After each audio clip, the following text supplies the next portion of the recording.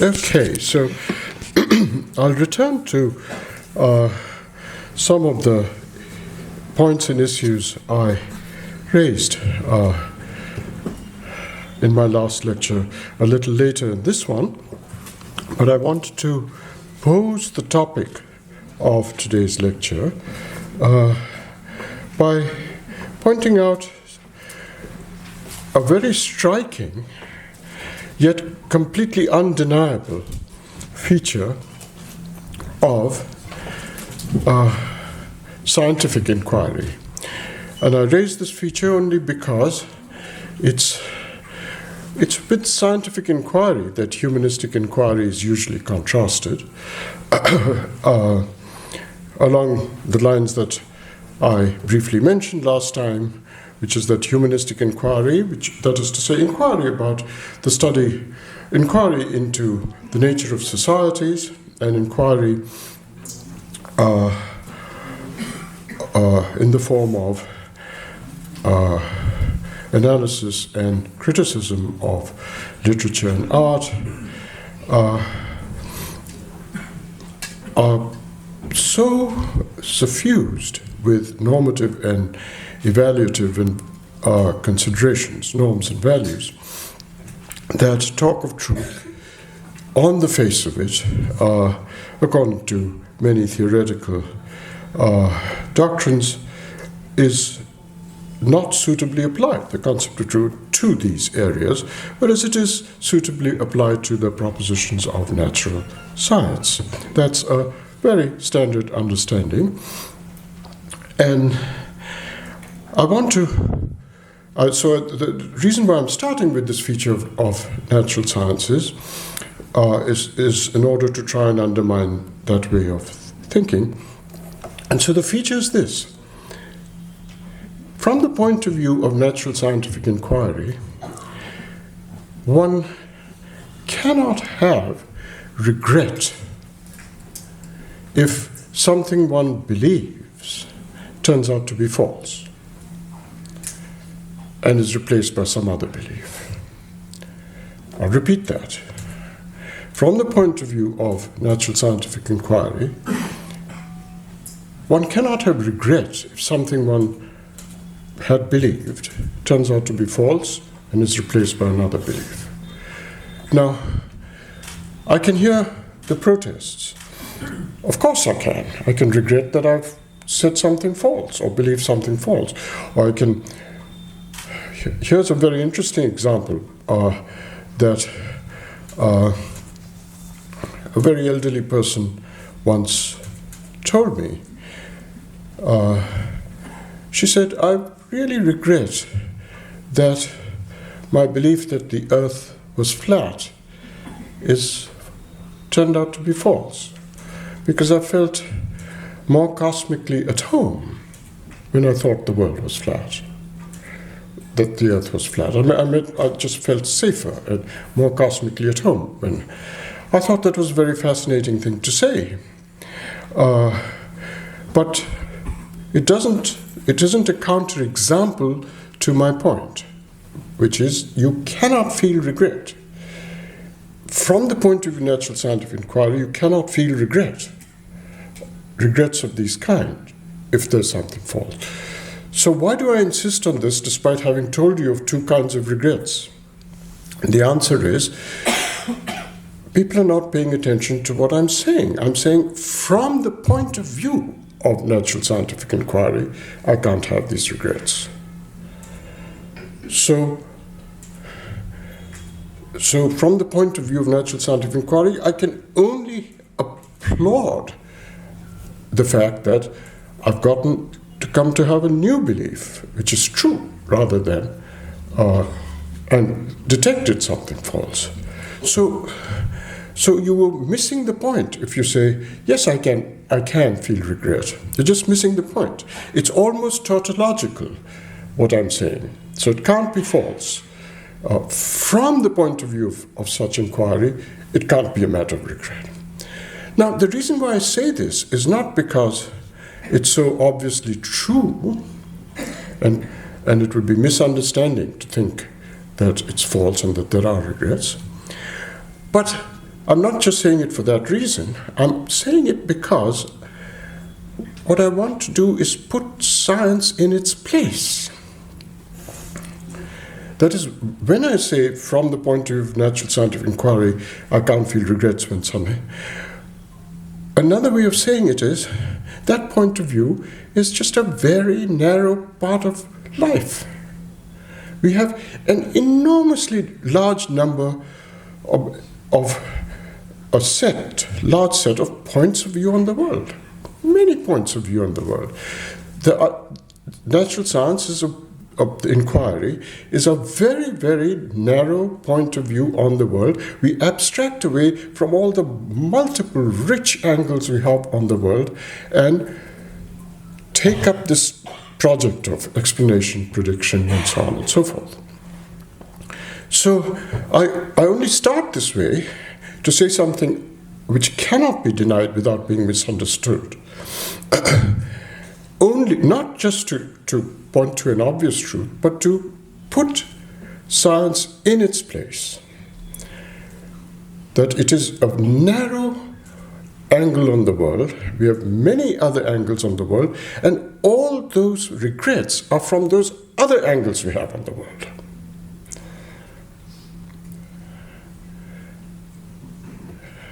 Do you see the point? All these regrets are there because we have so many different.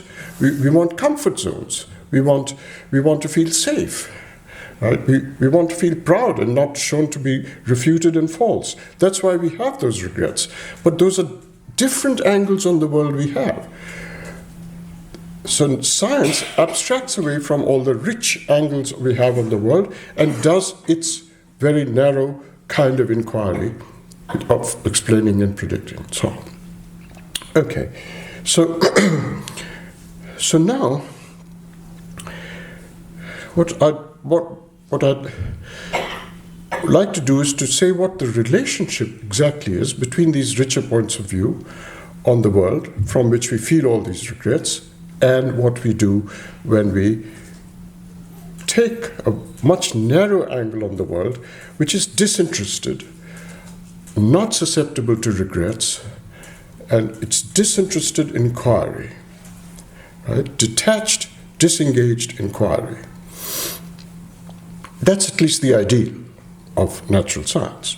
We don't always live up to it. If Thomas Kuhn is right, it is more often preached as an ideal than it is lived up to. But nevertheless, when science is exemplary, it is disinterested in that way. Now, if that is so, I want to explore a little bit what is the relationship between these rich angles on the world and natural science. And I want to argue that the richer points of view are more basic and more prior, and they make possible the natural scientific point of view in the world. You couldn't have natural science, you couldn't have what philosophers call logos, which is knowledges of that kind.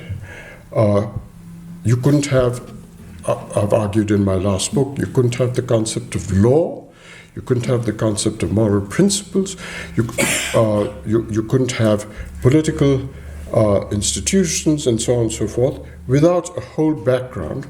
And that's what I was trying to point out when I gave the example of Wittgenstein last time and the signpost. So I'll put up that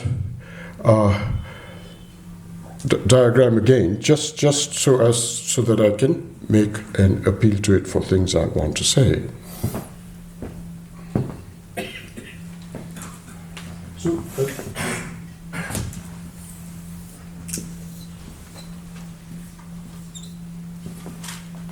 So, as I said, Wittgenstein asks, how is it that you and I, in our society, see this, and we don't just see a physical board on the road with a sign, a physical set of marks on it.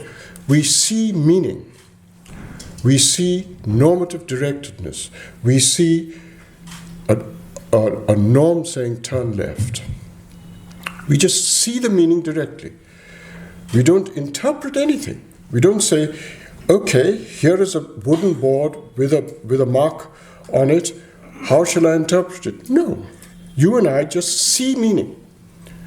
So there's a rich phenomenological apprehension of what's going on right away. In the seeing is the meaning. You don't have to interpret anything. You just see it. And Wittgenstein says, how come we see it? And as I said, his idea is there's a whole background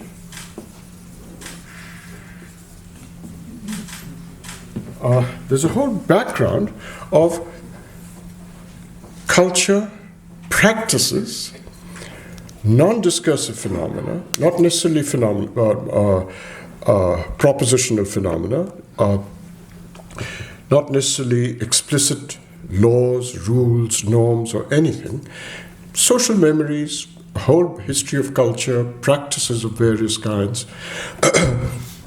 And all this makes possible our seeing the science. So the example, in this particular example, I said, if we have a background of martial weaponry, where we see arrows being shot with, and the arrow going in a certain direction, when it's shot through a bow, we get a sense of directiveness from the image of it going in that direction. So it's things like images and things we remember through a whole cultural background of books, comic books, films, and so on.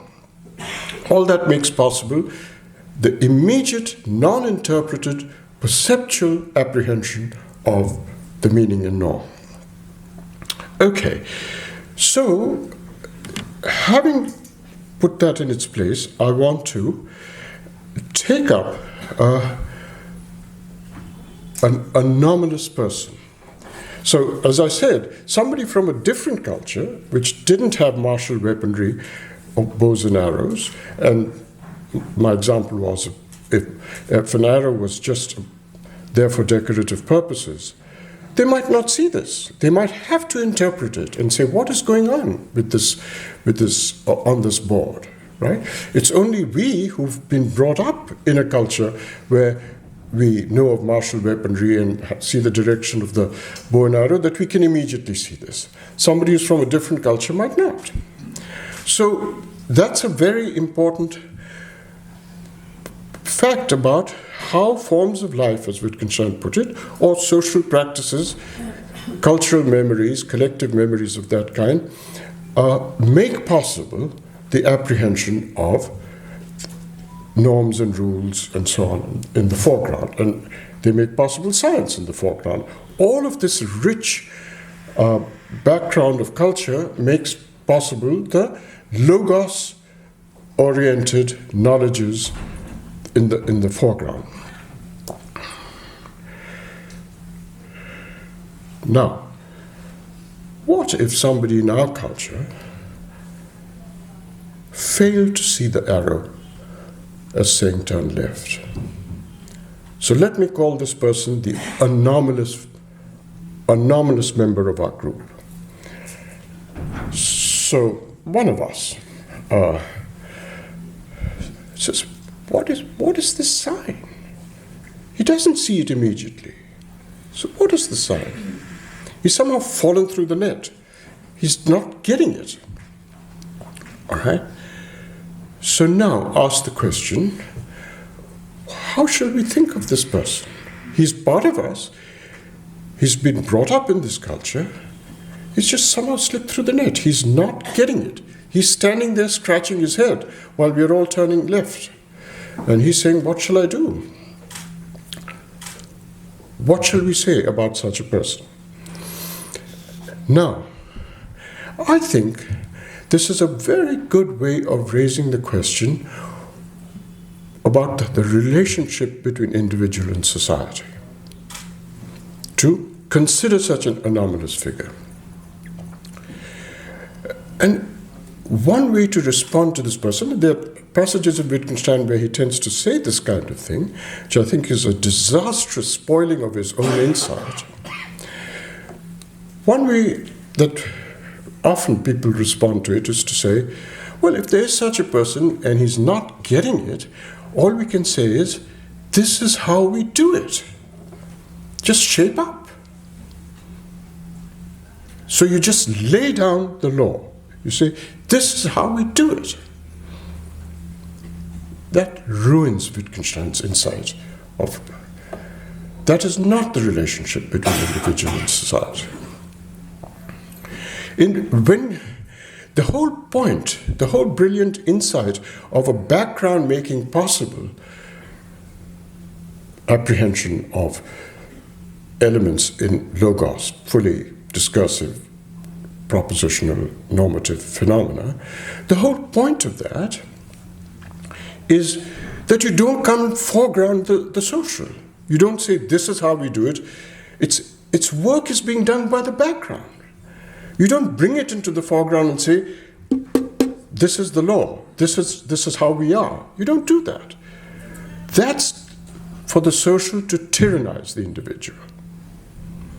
I mean, it's a rather rarefied form of tyranny, of course, because I'm talking highly theoretically. I'm not talking about a state or anything like that. I'm just saying it's nevertheless the wrong way to think of the relationship between society and the individual, to take something which is supposed to be doing its work in the background and foregrounding it and saying, this is how we do it.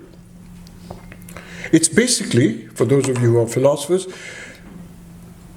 taking Plato's heavenly forms and bringing it down to earth and calling it society. But we are not secularized, socialized Platonists. We should not be that kind of Platonist. We should see the role of society as restricted to the background, as an enabler, not as an authority figure in the foreground itself. Okay. Therefore, I think all of Foucault's talk of discipline must be understood as an entirely background phenomenon. Foucault himself does not do that. He doesn't have the background-foreground distinction.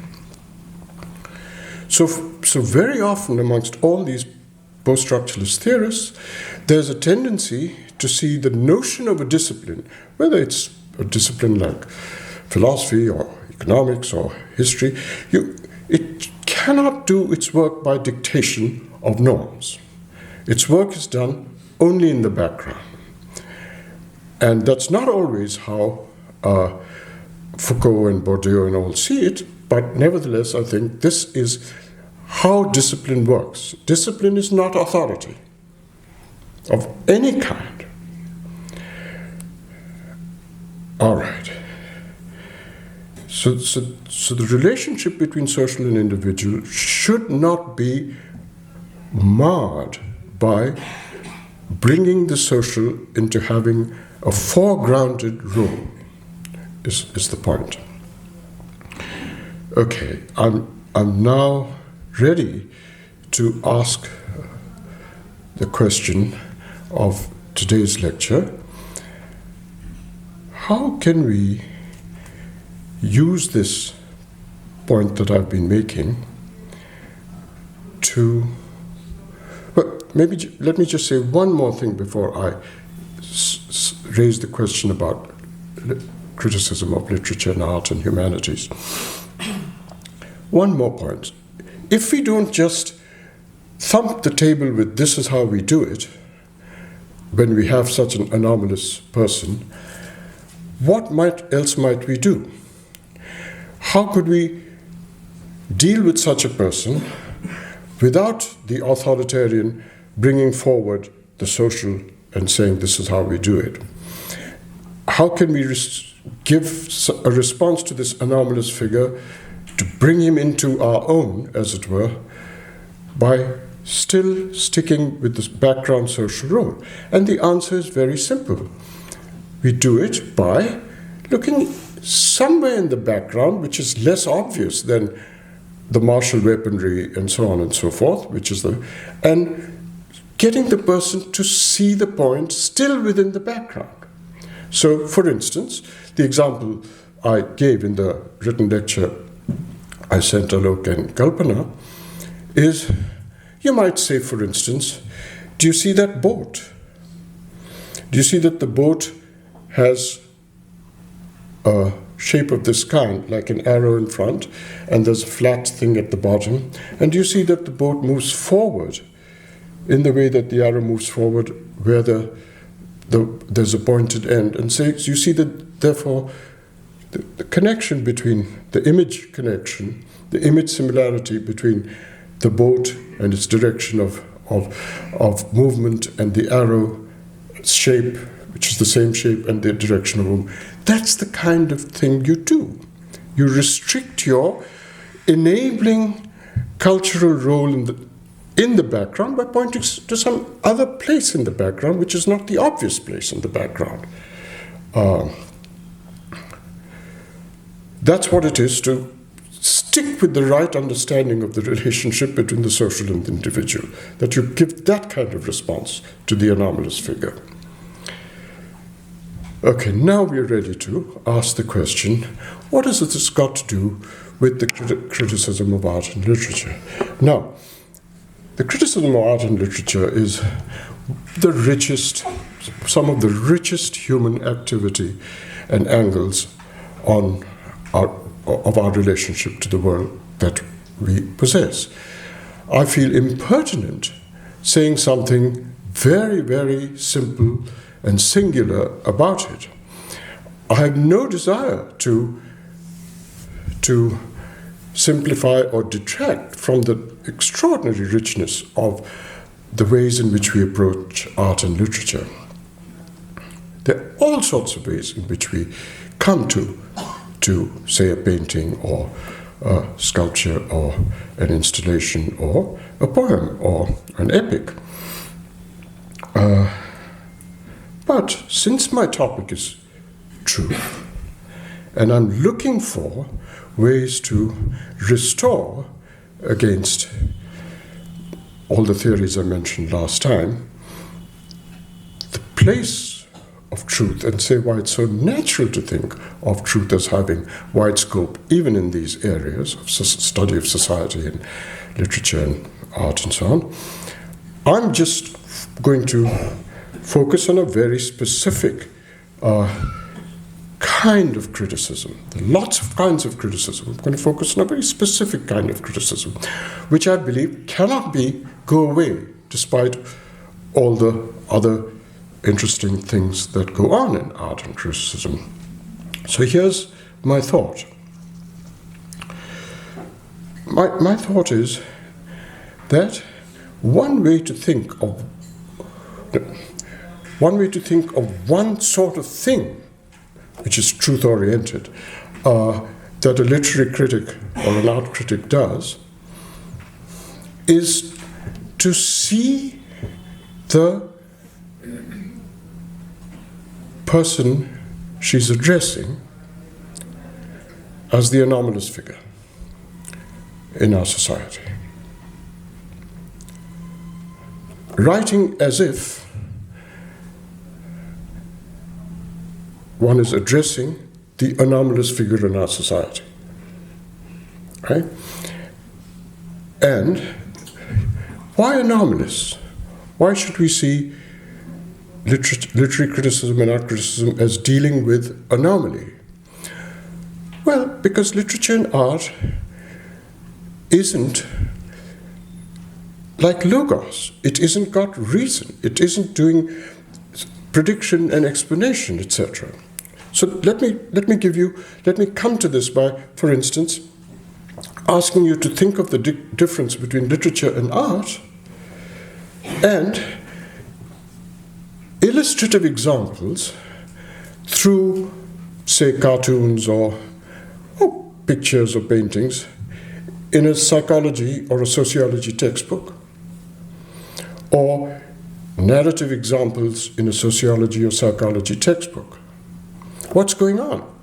You have. You can tell a little story as an example of something in a sociology or psychology textbook. You can draw a picture. You can put a cartoon. Cartoons are often there in sociology and psychology textbooks. What is the difference? What is the difference between those things in sociology and psychology textbooks, which may be identical with something on a museum wall or something in a book of short stories or whatever? What's the difference? The difference is that art and literature aren't presenting you things which has already been figured out somewhere else in the realm of logos. It's doing its figuring out on its own terms. It's not presenting to you things which are figured out in terms that have already been in the realm of logos. It's not. That you're missing what's going on if you think that you figured something out in philosophy, in science, in history, as academic disciplines, and you're going to present that in art. Well, that's not art. You have to do the figuring out in art and literature. The figuring out itself is to be done in art and literature. That's absolutely primitive central point. If you don't get that, you just don't get what our topic is. Right? So, if that is so, and you have this anomalous figure who's not getting it, all you can do is go to in the interstices of the background, which is what the literary critic does, not the obvious places, not the obvious places where the conventional meanings of turn left might be, ordinary interpretations of words might be.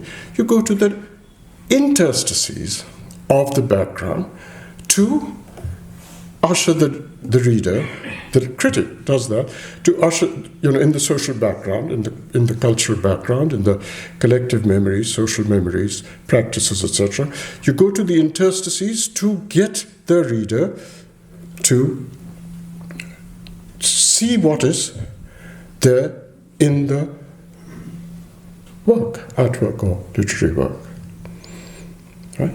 That's the point of the anomalous figure. The anomalous figure is an extremely interesting model. Model is hardly the right word, but interesting sort of site for how to think of what criticism does. Looking at the interstices, still in the background, nothing foregrounded, to usher the reader to, and now I want to use a phrase, to usher the reader to what is in the work. That's what I mean by how truth applies.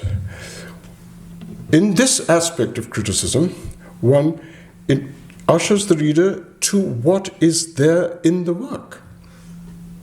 It's nothing to do with the eye of the beholder and the subject and so on. It's in the object. By pointing to things in the background, one ushers the reader to see what is in the work. And it's quite right to say that what one ushers the reader to is to see the value in the work. It's just that the notion of value here is not a prescriptive notion in the standard sense. You see, a lot of criticism in art and literature thinks that the role of value is to prescribe. So the worst offenders here, they were very good critics, but the worst offenders here, way back in traditional literature, Alok would know this as a student, were people like T.S. Eliot and F.R. Lewis, who were constantly talking of the great tradition. These are the great artists. So there was always this prescribing. This is great, this is not great, this ranking. Not only do I find it self-important and tedious, I think it's almost comical. to read somebody like Lewis in this mode. I mean, Lewis can be extremely insightful in this other mode that I'm trying to bring out. But value is not, well, let's make this artist prominent and let's make this artist demote his... What is that? That's a completely comical way of thinking of the notion of value relevant to art or literature. And, you know, Eliot and Lewis did a lot of that, and I think that's to quite misunderstand what the point of value is. So my understanding of finding value in a work is to say that when you find value in the work, the value in the work makes a demand on you. Being a value, it makes a demand on you to experience it as it ought to be experienced. It's not a matter of saying the value of the work is high and some other value is not. The notion of value is there. You disclose through this ushering by pointing to elements in the background, you take the reader to value properties in the work, which, if they are apprehended, make a demand on the reader to experience the work as it ought to be experienced, as the work demands to be experienced. That's what makes it possible to say that what the critic does is say things that are true. That the work contains the very things that the ushering is taking you to, and being a value or normative phenomenon, it makes demands on you. What demands? To experience it as it ought to be experienced. That's the way truth comes in. It's there, it's disclosed, but it's not the sort of thing science studies. It's a value-oriented thing. Being a value, it makes normative demands on you. What demands? Experience me this way. Now, that's one. I'm saying all sorts of things criticism not, but this is one thing it does. And it's where the notion of truth is just non-cancelable element. And if this is right, there are two questions that are sort of objections that might arise in your mind. One is a very general one, but let me start with a specific one, which is more interesting in a way.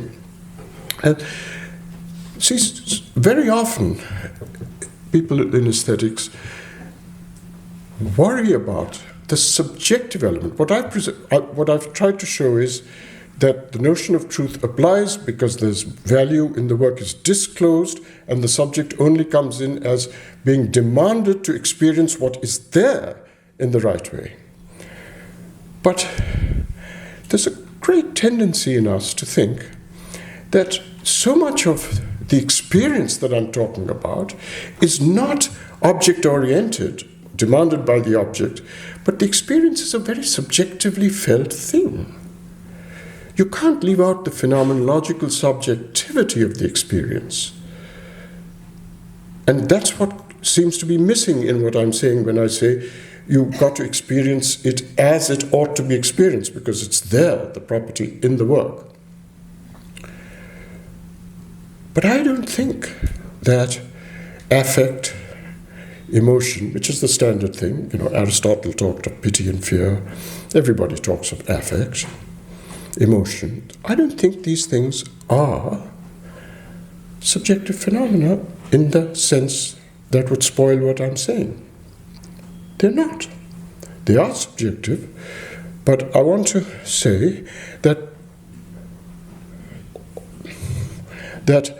at their deepest, something like affect is the standard, so I'll use the omnibus term affect or emotion.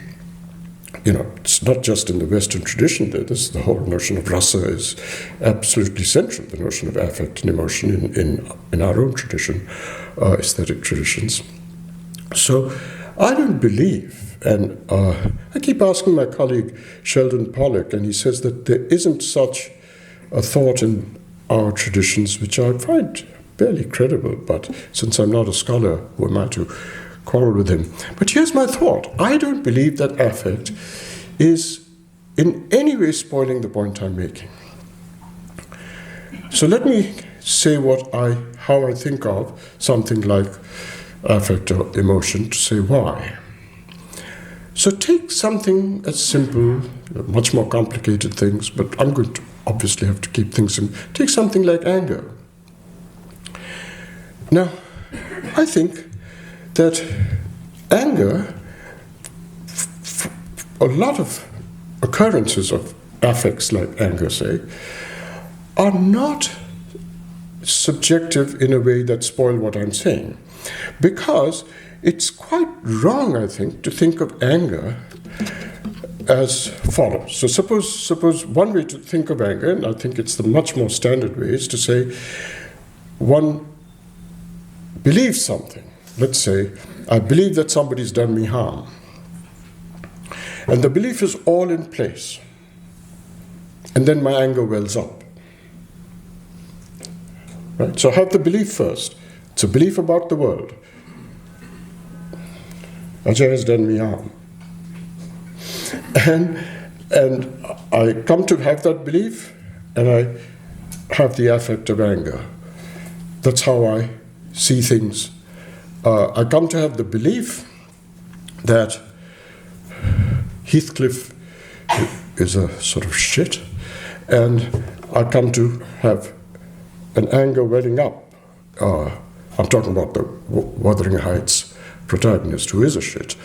And so the anger wells up after I come to have the belief. But I don't think anger is for the most part, anger is not like that. I think the belief is not in place first, with the anger then welling up as a product of having that belief. The anger is a way of perceiving that somebody's done me harm. I mean, the anger is in any case mostly simultaneous with the belief. It's not as if the belief, sometimes it does, but I think certainly in the apprehension of literature, art, and so on, the affect is something which is a way of perceiving the value properties I've been talking about. My anger is a way of perceiving that someone's done me harm. It's a mode of perception. Think of it like this. My toothache, think of pain. My toothache is, I can perceive my tooth by going to a mirror and unfurling my lip and seeing my tooth. I can perceive my tooth by putting a finger on it and touching it. But I can also perceive my tooth by more internally, more involuntarily, by just paining it. My toothache is an internal, involuntary form of perceiving my tooth, perceiving a condition of my body. And I think anger is similarly a way of perceiving things in the world, sometimes in the art world, sometimes in an artwork, etc. That's the relationship of affect. It's not something that you get cognitively perceive something and the affect wells up. The affect is a way of perceiving the properties in the artwork or properties in the world, such as that somebody's done me harm.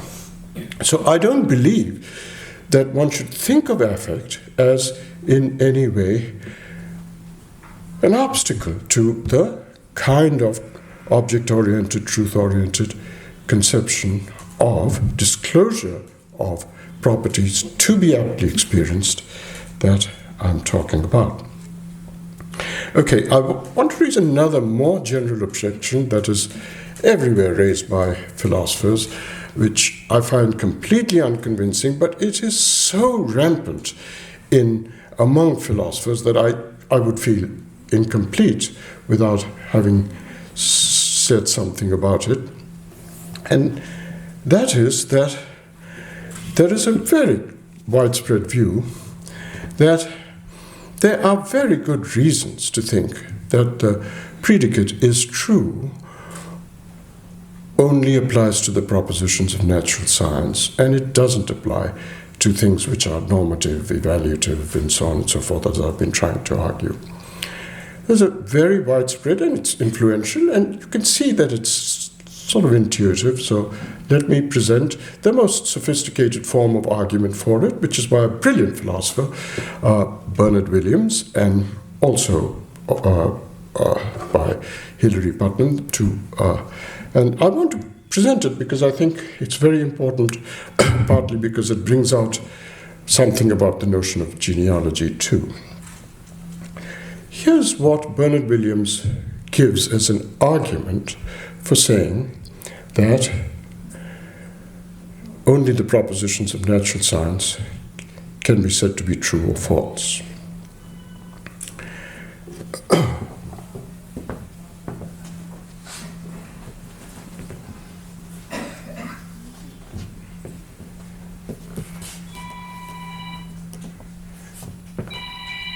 Williams says that there is no other intellectual enterprise.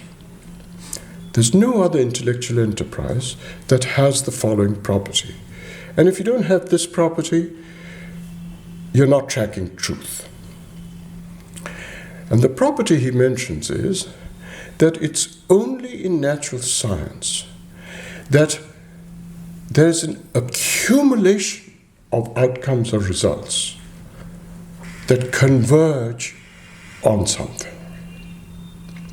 You know, in literary criticism and philosophy, somebody says something in ancient Greece or in the medieval period, and then somebody else says something else. Somebody comes, revives something that's said in ancient Greece, as the Renaissance did. You know, there are all sorts of, there's no convergence. There's no accumulation, building up on results one upon the other. There's no such thing. Only in science there's a result,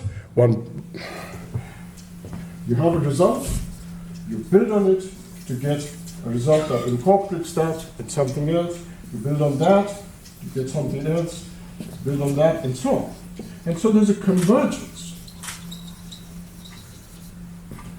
There's a convergence of results and outcomes which just accumulates, each one building on the past. There's no such thing in the history of literature, literary criticism, philosophy, social studies. No such thing. You know, somebody had democratic ideas in Homeric Greece, abandoned it for years, so on and so forth. And then it was revived through a whole liberal period, and then it's being abandoned by this fascist government. And so you know, it just goes back and forth. So, only in science does it converge. And therefore, only in science can you say that the truth is being tracked, right? And the posits of science, electrons, say, or whatever, or fields, or quarks, they are real things because they are things that you accumulate in a convergence. So truth, reference, all these are emerge only because of this property of convergence. Okay. Now I can see on some of you faces that you're actually finding this plausible or shape on you. It's an absolutely terrible argument. And the reason why it's terrible can be you can approach it by asking, when did this convergence start? When did this convergence start? Did it start from the beginning of human thought? Have we been converging ever since we began to think as a species? That's absurd. There have been innumerable false starts, false leads, phlogiston. I mean, any number of so you started with all sorts of false leads for centuries. And Williams and Putnam and all these people who make this argument would be the first to say, yes, this convergence began sometime in the 17th century, the rise of modern science, and that's when it began. Didn't start from the beginning of thought, started sometime in the 17th century. They themselves say that. Okay, well, what is it to say it started as late as that? What makes it start there? And the only answer is that sometime in the 17th century, we got onto the right path. And then the convergence began. So sometime here, we got onto the right path. And then the right path is the path of convergence. Okay, so what is the word right doing there? What is this right? What makes the path the right path?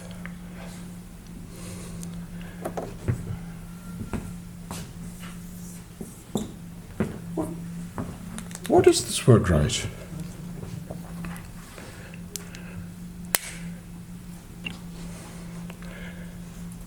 Williams is assuming the notion of truth to give an argument for why truth is applicable when there's convergence.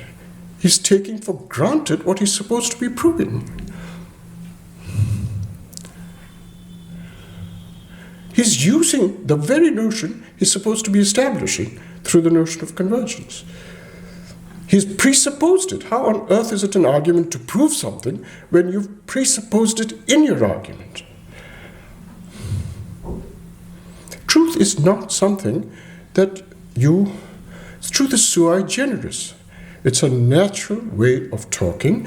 All that truth means is there's a gap between something you think and what is the case. Sometimes you get sometimes what you think gets what is the case, sometimes it doesn't. That's the notion of truth. It's a totally irreducible notion, can't be the product of any argument. It's sui generis, it's completely on its own. You're not going to get it through any argument of any kind.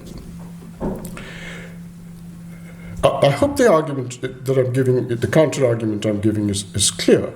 By using the word right, he's presupposing whatever it is he's supposed to establish as a result of the notion of convergence. You can't presuppose something you're supposed to be proving. Okay, now, I had promised somebody who spoke yesterday that I would hold my nose and speak about the issue of relativism and multiple truths. It's on everybody's mind. Every one of you listening to this has said, what's he talking about? There's so many truths, there's so many different social cultures, societies and cultures, and each one of them will see something differently and outwork differently. So what happens when there's so much multiplicity of truth? Now, I don't know, Vajpayee Sahab, I don't want to hog this. I'm very keen to hear Alok and Kalpana, and I'm happy to take this up in the discussion. It's such an annoying topic, and so familiar, and I'm so tired of it. But if everybody's saying, how can you give 2 lectures on the topic without addressing it? Do I have time? You'll give them their full time and so on. We have waqf. Okay. All right, so I'm going to take up a question of what it is what happens to this so-called insistence on my part that it's very natural to think of truth as having the wide scope it does in notions of social ideas of freedom and so on, as well as in these humanistic areas. Well, what do you do with the fact that there are many truths? That is, if the backgrounds are very different, as I myself said, if you don't belong to a culture, a social background where there's martial weaponry, you might not see something as meaning or truth, or which others will see, and so on. So there's no getting away from this multiplicity, or which sometimes leads people to embrace the doctrine of relativism about truth. Well, the shallow way of raising it, of course, is to say, well, people can see different things being demanded by a literary work or an artwork, and so on. And I think that's shallow, because if there's no conflict between the different ways of reading it, then they're both true. So if there's no conflict between different perceptions, they're both true. So I've never understood why the so-called incommensurability in its standard mode is supposed to be a problem. Incommensurability is that you have different, completely different sort of angles on something, and that's supposed to put the notion of truth in doubt. But why should completely different angles on things put the notion of truth in doubt? If you say mountains are big, and I say books are interesting, these are completely different, incommensurate claims. So what's the problem for truth? They're both true. They're incommensurate, but they're both true. So how does it raise a problem for truth? Books are interesting, mountains are big. They're incommensurate claims. They have nothing to do with each other. They're disparate. So it can't just be a problem for truth that there's this kind of incommensurateness. So what we have a problem only when there is a conflict, and any effort of how to perceive a work, or how to make a claim about society or whatever, that there are different ways of perceiving it, they conflict, and there's no possible discussion of how to resolve the conflict. There's no conflict in that example of books and mountains, but when there is a conflict, and there's no way to come to common grounds for resolving the conflict, that you get what might be a problem for the notion of truth. What might be a problem for the notion of truth. All right, so in some of my early work, when I wrote about Islam and Muslim identity, and in the aftermath of Rushdie's book, I'd argued that when this happens, when there's a conflict, so there was a conflict between liberal Enlightenment ideas of Europe and the West, and many of those who wanted to ban the book, assassinate the author, and so on.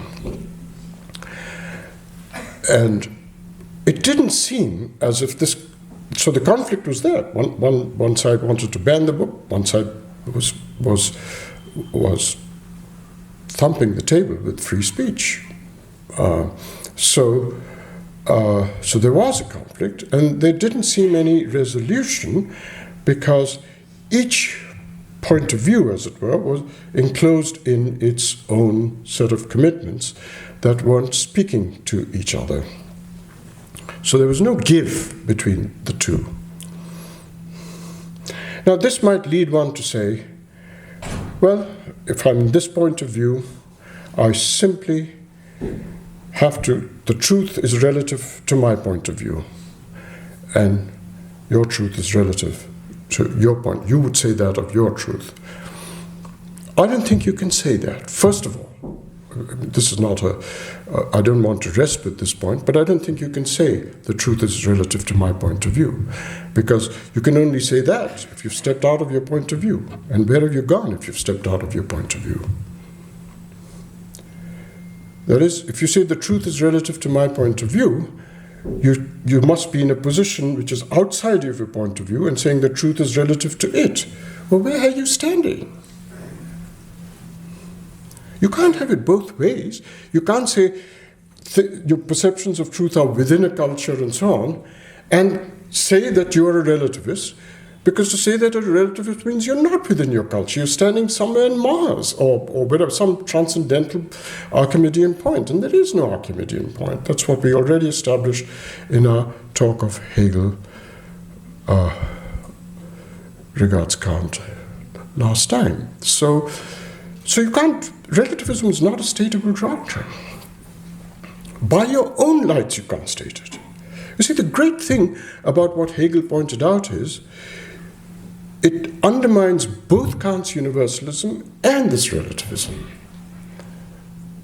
If there's no Archimedean point, neither doctrine is stateable. Okay, so that's the very general thing to say about relativism. But still, somebody might say the substance of the issue is something you must wrestle with, despite not wanting to hang it on the peg of a doctrine or an ism, like relativism. There's still an issue here. There's a conflict, and there's something to resolve, because there seems to be an impasse in the conflict, because there's no common ground or no common criteria. So in my work, I had said that there's no answer to such conflict and impasse unless one finds contradictions, unless one point of view finds contradictions or tensions within the other point of view and seeks to unsettle the other point of view on the matter of disagreement. Right? So the idea is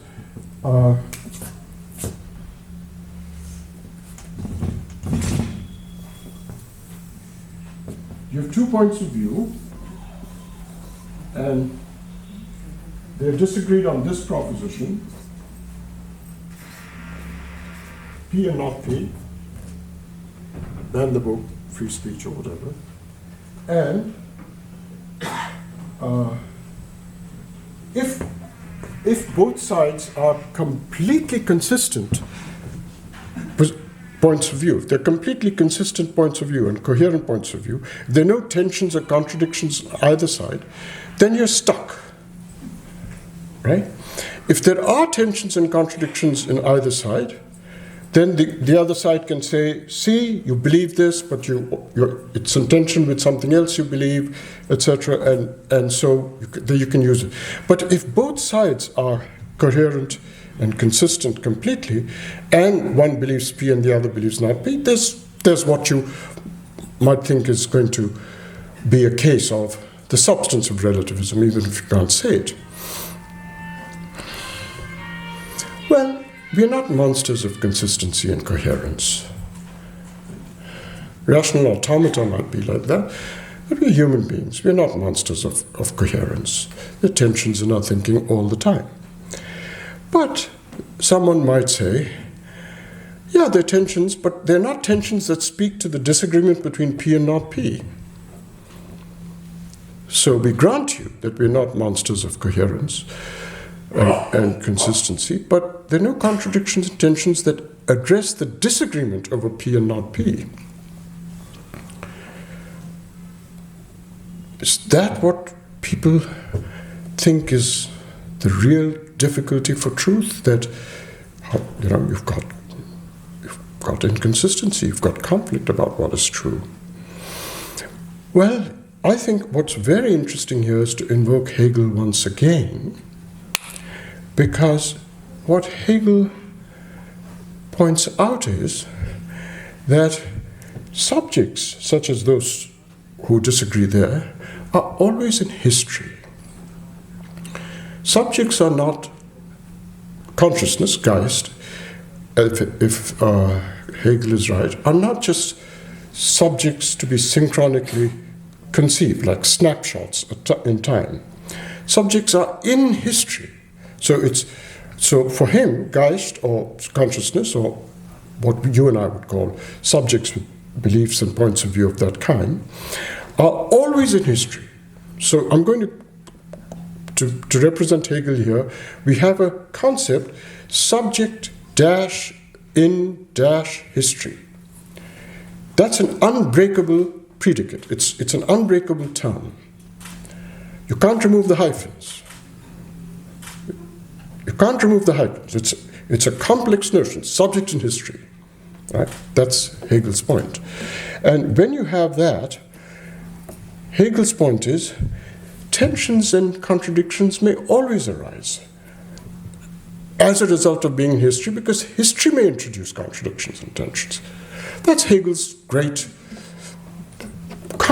great contribution to the development of philosophy, and to Kant in particular, which was a much more stationary understanding of synchronic understanding. So it would be to miss the depth of Hegel to say, well, what you're saying is there's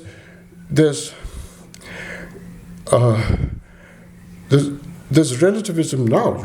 You've got to admit there's relativism now, but maybe sometime in the future it'll get resolved. No, that's to see the subject at time t1, the subject at time t2, the subject at time tn.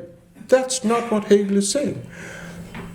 There is no subject in categorized slabs of time like t1, t2, tn. The subject in history is an open-ended subject. That would be to remove the hyphens and say subject at time t1. No, it's subject in history is an open-ended subject. It's not a subject synchronically at 1, a different subject synchronically at 2. The subject is always subject in history. And if it is so, then contradictions, if the subject is necessarily in history, then it's always possible that contradictions will emerge and you will be able to engage with each other sufficiently. So engagement is something that between two people, rather than just sticking with an impasse of disengaged, live and let live, etc., is not an option for Hegel. It's just, if you see the subject in history, engagement and the overcoming of an impasse of this kind is always possible. So if one is... Now there are other thinkers, philosophers like Bourdieu and so on, whose understanding of the notion of the social is different, and even the historical is different. They tend to think, Foucault too, tends to think that the evidence in history is that it's much more pessimistic. So the way the dispute between Hegel, whose ideas I'm endorsing here to counter the allegedly relativistic impasse on truth, by saying that history might always introduce tensions and resolve these conflicts through engagement, of giving this internal reasoning to the other through the contradictions, pressing on the contradictions. I think the difference between Hegel's position and others like Bourdieu and Foucault is a difference and disagreement on two iterated modalities. Now, this sounds more complicated than it is, but it's perfectly straightforward. What Hegel is saying is that if you see the subject in history, it is necessary. If the subject is necessarily in history, it's not a snapshot synchronic subject, the subject is necessarily in history, it is necessary that it is possible that conflicts and tensions will emerge in a Geist, in a consciousness, in a subject, and the other point of view can press on that contradiction and change its mind. So the iterated modality for Hegelians is it is necessary that it is possible that contradictions will emerge. I think Foucault and Bourdieu have a more pessimistic view of history. It's a very pessimistic view. So at most history shows that it is possible that it's possible that these conflicts will emerge. And so if the iterated modality you're committed to is it's necessary that it's possible, it's much less prone to so-called relativism than if your view is that it's possible that it's possible. Now, maybe there's no result. This is a very rarefied theoretical dispute over iterated modalities. Which is the more plausible iterated modality? It's necessary that it's possible, or it's possible that it's possible. Maybe my view that it's necessary that it's possible, which is an anti-relativistic instinct in support of that modality, is a matter of just taking an ethical stance, because I think engaging with the other is a more ethical position. Maybe it's not a predictive stance in history, but it's a normative commitment that you should see things from the point of view of engagement. So this would be a highly philosophical way of redeeming Gramsci's adage, pessimism of the intellect and optimism of the will. Thanks very much.